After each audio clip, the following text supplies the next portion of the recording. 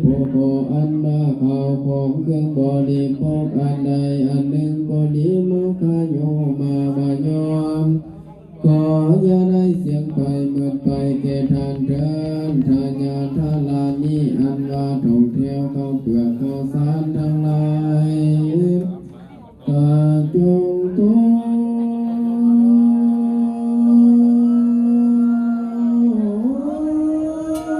ลงมา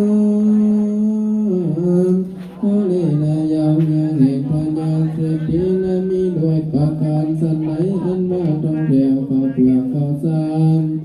ทั้งหลายก็จงขอลงมาในกาเลยาวเมืองแห่งท่านก็มีด้วยประการสันนั้นเพื่อนกาคือวาง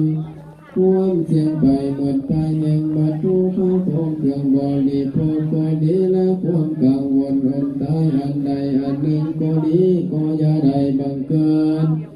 มีแก่ท่านเถิด